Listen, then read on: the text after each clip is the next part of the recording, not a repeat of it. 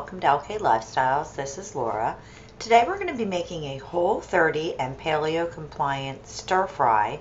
It's a super quick way to serve dinner to your family, and it uses ingredients that I find in my paleo and Whole30 household every day. So let's get started. I'm going to be serving this stir fry over Korean glass noodles made out of sweet potato starch, but it's also great over cauliflower rice. We're going to make our sauce so that it's ready for the stir fry with a 1/4 cup of rice wine vinegar, 3 tablespoons of coconut aminos, and I fixed up this quick little mixture of grated ginger, sesame seeds, and crushed pepper. We're going to put a splash of hot sauce in there. You can do that to taste. I like my stir fries to be a little spicy. And we're going to give it a whisk so that it's ready to be thrown right in with the stir fry vegetables when they're ready. For the veggies, I'm going to use a red bell pepper, some regular white mushrooms, and a shallot. And I'm going to give them a chop just to make sure that they're all ready to go as soon as my stir fry oil is heated up. So let's get cooking. I'm going to take 2 tablespoons of toasted sesame oil and heat it in my saute pan at a medium-high heat. The oil will start to separate a little, and then I'll turn it down and start frying my vegetables up. You can see it bubbling a little bit. I'm going to add my veggies, and I'm only going to saute them for about 4 or 5 minutes until they're just crisp tender. I don't want them overdone because we're going to keep cooking them. They're just starting to get soft after about 2 or 3 minutes of turning the veggies over on medium heat.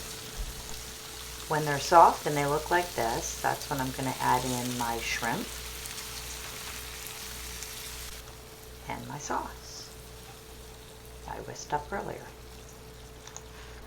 We're going to stir the shrimp around for about 2 or 3 more minutes, maybe even 4 minutes, until the shrimp is cooked all the way through. It's no longer opaque, and the sauce looks a little thin, so I'm going to add a little slurry of tapioca starch and water. It's about a teaspoon or 2 mixed with some warm water.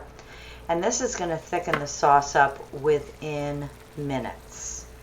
As you can see, we're going to stir it around, and voila, the sauce becomes thick and rich and looks like it came out of a Chinese restaurant.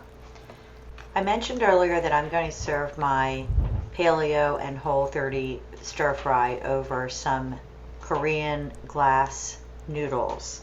If you're not familiar with these, they are delicious and they're Whole30 and paleo compliant. But you can serve this over cauliflower rice or zoodles, whatever your preference is, if you have a grain-free pasta that you like. And I definitely garnish it with the green onions because it gives it a little crunch as well as some color. And I like to eat a pretty dish. What can I say?